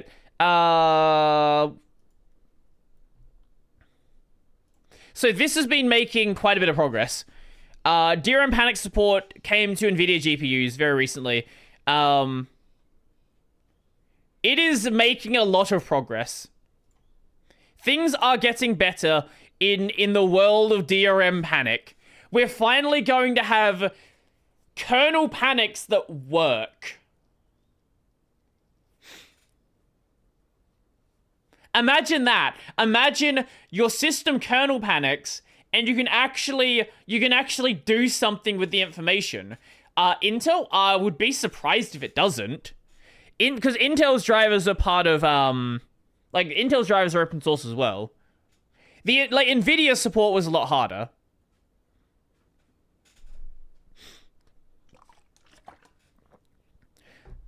Doesn't your desktop usually just freeze when there's a panic? That is the problem. So, in the early days of Linux, you actually would see something with a DRM panic. Because of some systems that have been deprecated, and because of just issues with the way rendering stacks work, you don't really see anything. For Intel, it's XE2 only at the moment. Okay. I do hope someday we get DRM Panic that has actual font rendering rather than just CLI text, because the potential there for a Windows 8-esque panic screen. I heard that Intel's doing better than AMD for transcoding on Linux. I'm not entirely too sure there. Assuming it's only Intel, Arc, Battle Mage, and Lunar Lake. Okay. Wait. Which one's Lunar Lake? I've lost I've lost track of Intel generations. That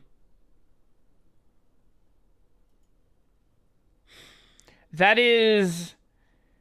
15th. Okay.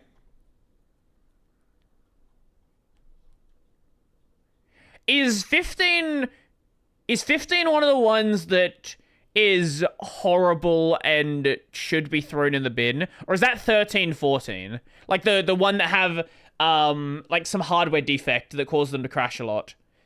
I know 14's affected. I don't remember if it's 14, 15 or 13, 14. That's 13, 14? Okay. I feel bad for anyone who's bought those chips. I really do. I am happy that on the AMD side, we've been mostly clean for a bit. There have been subtle minor things, but nothing at the extent of 13, 14 issues. But hey, I guess that means just go buy a secondhand laptop and then you'll be fine. Go buy yourself a secondhand Chromebook or something, and then you won't have this issue. When I first read the article, I tried scanning the QR code, like threw it in after my phone, and none of them were able to scan it. It's a really big QR code, so it's there are like different standards for QR. No Cosmic today. No Cosmic. I would like to have done Cosmic, but I mentioned this at the start of the stream. There is still the issue with Cosmic on AMD GPUs where if you full screen a window, the desktop crashes. This is an issue with...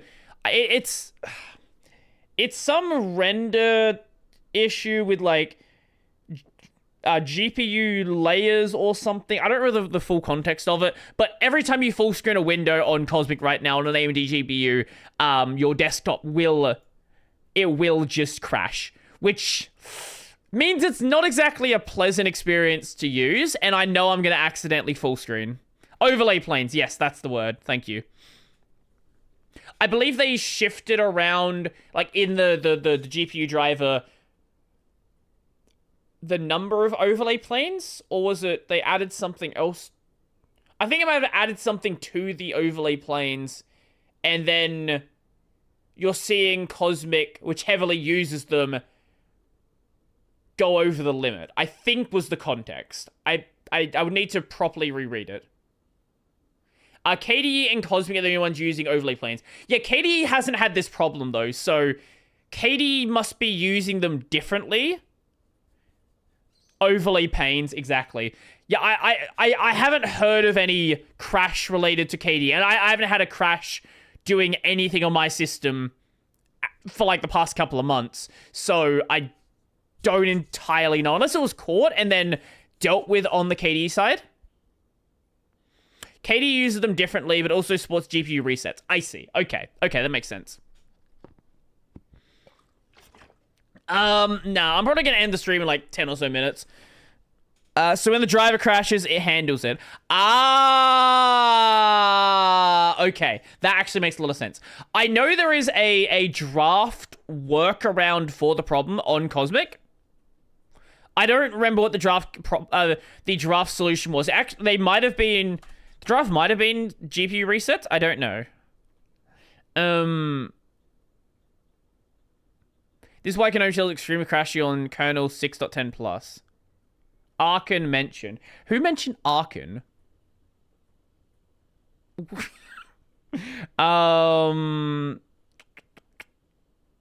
Where is it? I checked it.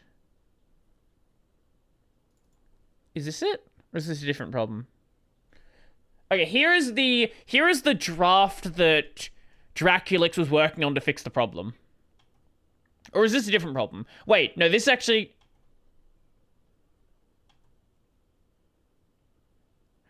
Oh, no, this is the problem.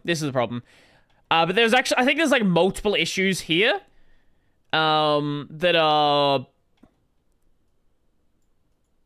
Oh, okay, the solution is just temporarily disable direct scan out. Okay, I thought there was, like, some other...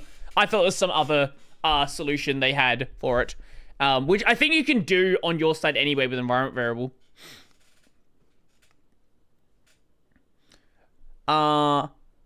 Brodie, have you seen the Durden window manager?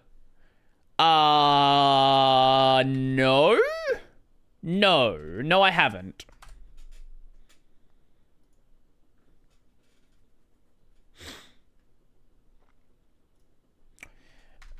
Durden is a free 3-clause BSD, a desktop for Archon. Thus, it requires a working Archon installation. I should do a video on Archon at some point. The fact that Archon even exists, I always just forget that it's around, and every so often I'm just reminded that there are actually people that like really care about Archon. There's not many of them, granted, but there are people that do exist. What is Archon? Archon is an alternative to both X11 and Wayland, which has support for X11 and I think it has support for Wayland as well. But it's a very, very niche project. It's got a small team of dedicated developers and dedicated users, but it's very much a... It's very much a technical experiment. Archon is what happens when you implement a game engine as a display server. Yes. Yes. Archon, shut up. I never owned a single piece of hardware with more issues than a 5700 XT. Really? The only crashes I've had are from my 5700 XT, but that crashes on everything because it's just a bad card. Really? Huh. Okay, I actually didn't know that. Because I went from AMD 570 right to 6750. So I actually wasn't aware of that. Look up Hack Matrix. It's a 3D window manager. Hack Matrix. A 3D Linux desktop environment and game engine. And why is it a game engine? Watch a demo.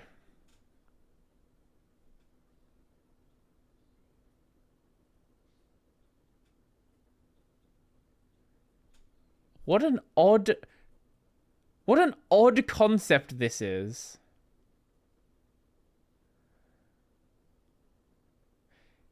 It's a game engine because funny. Fair point. Navigate the 3D space, look around the mouse, move with WASD. What? Is it VR? I don't think it's VR. I think it's a traditional game.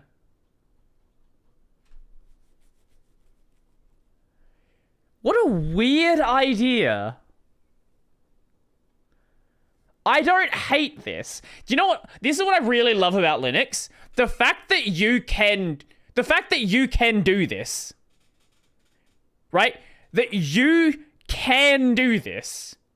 Now, you shouldn't do this. But on Windows, this is just something that would not be possible.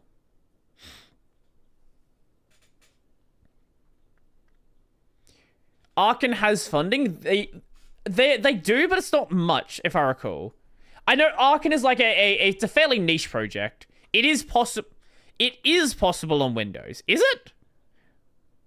But like, what I mean is you couldn't replace like the window manager on your system with it, or can you?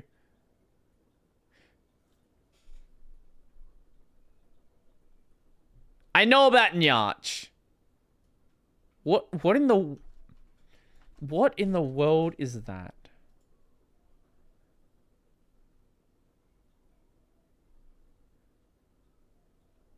Okay, sure. I guess that exists. I'm not going to show that on the stream. You can replace the desktop shell. It has always been possible. Really? Huh. I did not know that. Okay. I guess you learn something new every single day. Windows 95 even lets you select shells at install time. I know there are I know there are ways to like mess around with the Windows shell and make it like with some what do you call it? Some auto hotkey scripts to make it act kind of like a window manager. I didn't know you could actually fully replace the shell though. Huh. Replacing Windows GUI shell. List of alternative shells for Windows. Huh.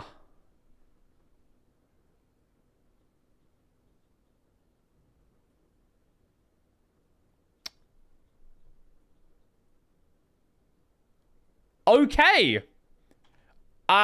Sure. Wait, can I... It's not what I wanted to see. Where is it? Oh, here we go. Black box. This is apparently still actively being developed. 8 months ago, I got a commit. Okay, I wouldn't call this active. I wouldn't call this active. Their last release was 3 years ago. Okay. Okay, that's not exactly active. Huh.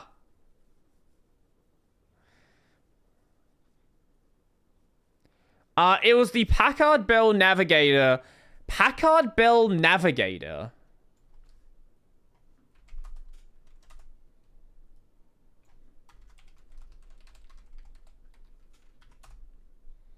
Packard Bell...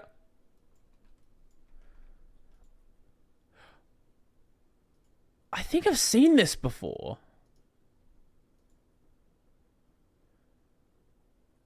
Huh. Okay. Okay, I was not aware of this at all.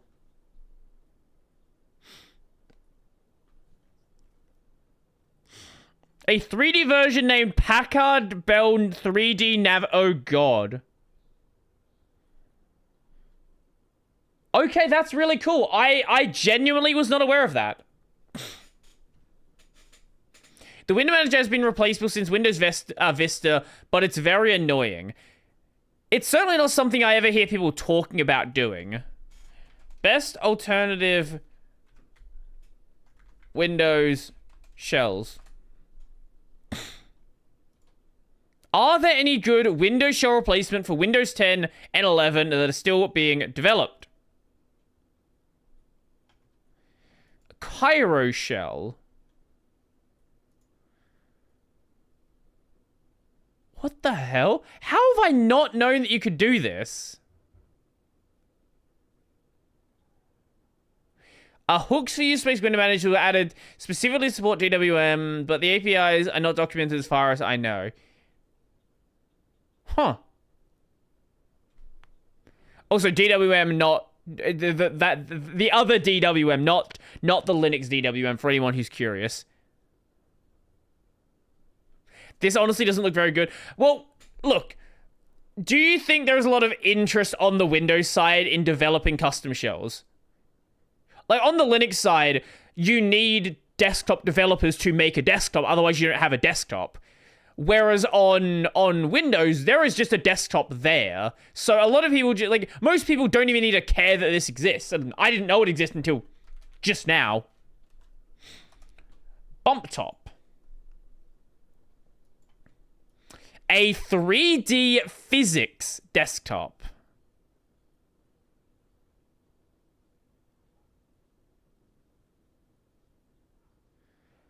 I can certainly see what you're trying to do here.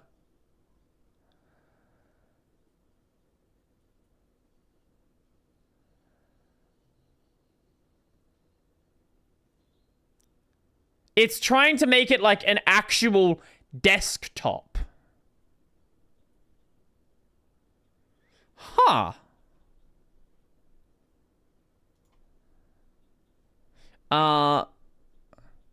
Fun fact, Bump Top was purchased by Google. Okay, sure. And Bump Top inspired Surface, the original one. Huh. Well, that's cool. I think they took desktop too literally. Well, in the early 2000s, and like the late 90s, a lot of people weren't really sure what a computer design should be. So there were a lot of people trying different things, like, well, should we take the desktop metaphor and make it literal? Like a lot of the modern designs we have come from Next Step.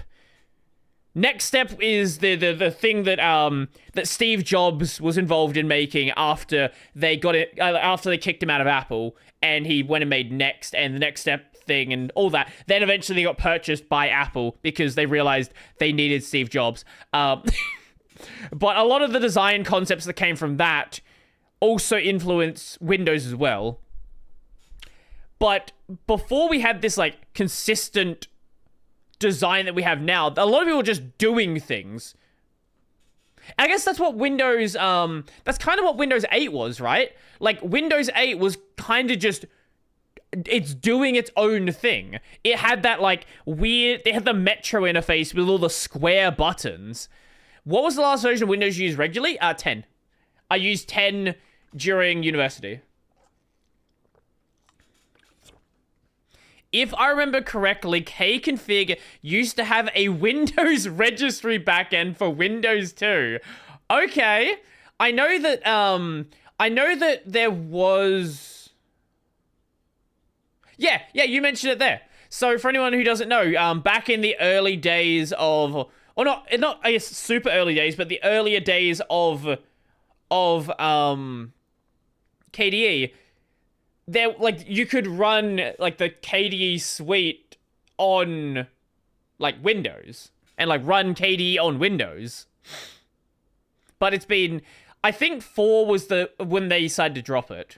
And focus on Linux, because... I can't imagine there were many people that really cared about KDE on Windows. It's really sad that KDE for Windows is lost media. That is true. It's really hard to find any information on it. Like, even just searching for it, trying to find blog posts about it, it is really difficult. I meant to do a video on that ages back.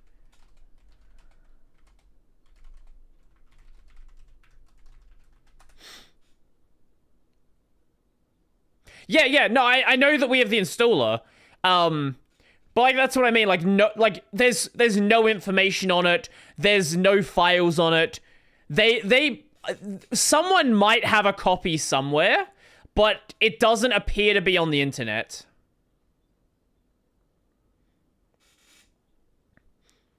It was started at the tail end of KDE 3, but really in earnest in KDE 4. Like, I assume somebody has it, but no, they haven't uploaded it. That's the part. Like, if anybody out there, this is a call to anyone out there, if you happen to have a copy of the KDE for Windows files, please put them up somewhere.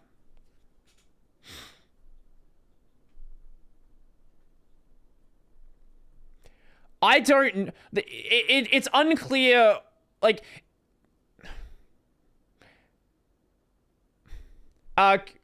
Well, I don't know if everything's even on... Like, maybe it's... a lot of it's available still somewhere in the KDE repos, if you go back far enough. But I don't know if all of it's still online. That's the thing.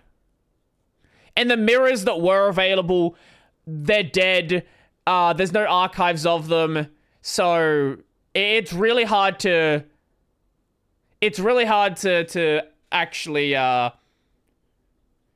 find it. Honestly, not the worst idea. Putting up a bounty for it, see if anyone can find it.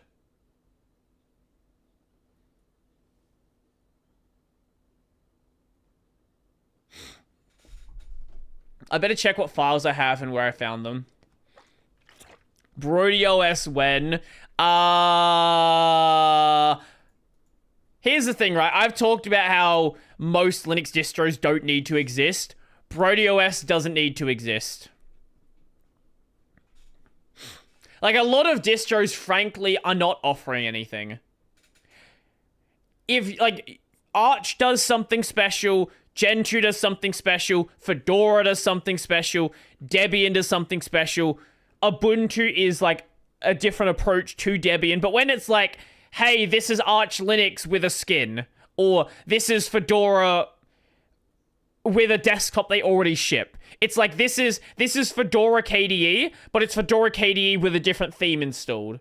It's just like, I just don't really have any reason to, like, care about it.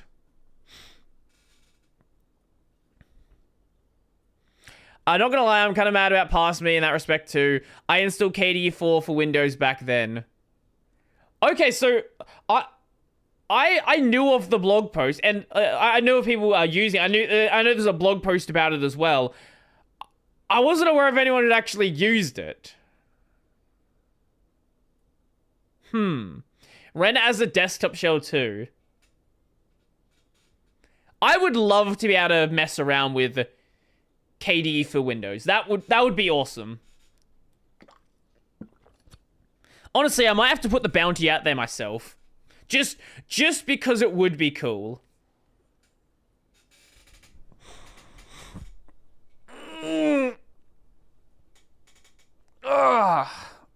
Although, I think I kept the Windows taskbar. So that was, if I remember correctly, an option. That's cool. Is it the KDE Win thing there is... Wait, is it the KDE Win thing? KDE Win.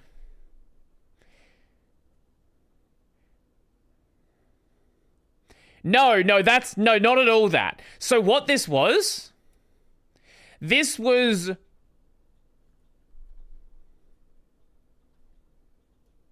This is a library for part of it.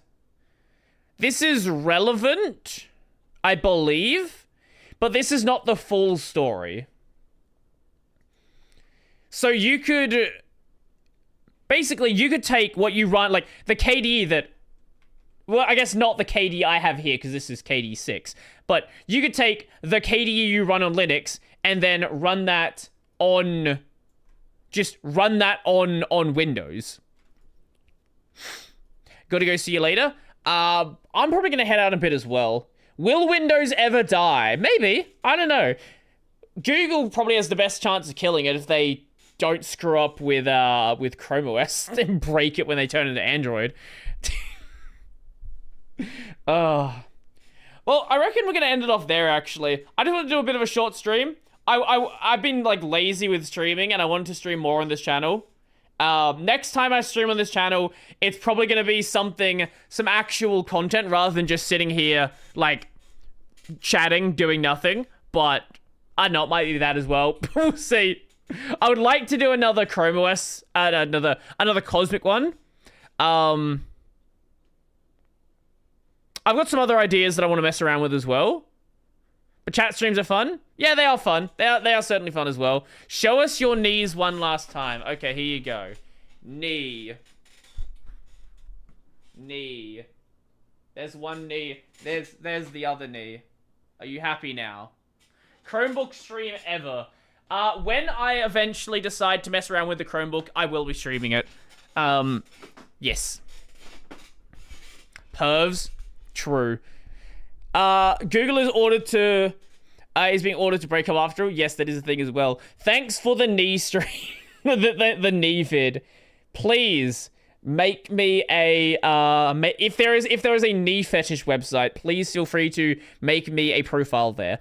Anyway, that's gonna be it for me today. I'm gonna go make some food, and I think I have some shopping to do. I think I've taken my washing out of the washing machine. Anyway, I'm gonna head out, so enjoy the rest of your day, all the fun stuff, and I am